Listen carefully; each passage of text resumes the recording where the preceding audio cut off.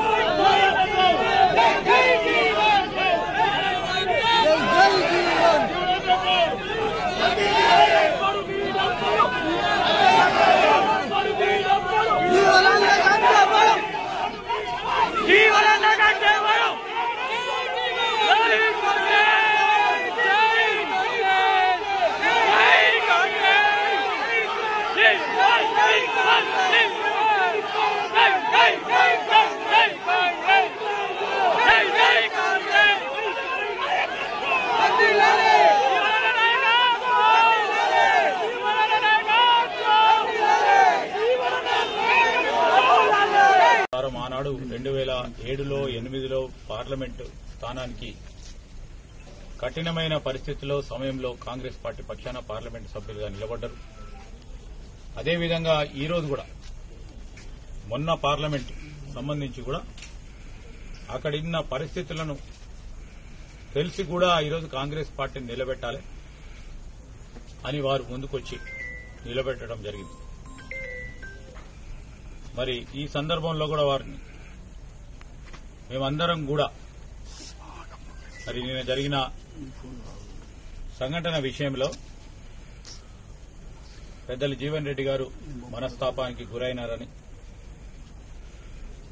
మాకు తెలియగానే మేమందరం కూడా వచ్చి మీరు తప్పకుండా కాంగ్రెస్ పార్టీ పక్షాన రాబోయే కాలంలో కూడా పార్టీకి పెద్ద దిక్కుగా ఉండాలని, ఈ విషయం అంతా కూడా కార్యకర్తలు అనేక మంది వారి మనోభావాలని, వారు పడ్డ కష్టాలని తప్పకుండా మా కాంగ్రెస్ పార్టీ అధిష్టానాన్ని ఈరోజు మరొకసారి ముఖ్యమంత్రి గారికి, మా ఇన్ఛార్జ్ అయిన దీపాదాస్ మున్షి గారికి, కేసీ వేణుగోపాల్ గారికి, మరి అఖిల భారత కాంగ్రెస్ పార్టీ అధ్యక్షుడు ఖర్గే గారి ముందట ఇక్కడున్న మా కార్యకర్తల నాయకులందరి మనోవేదన తప్పకుండా తెలియజేయడం జరుగుతుంది.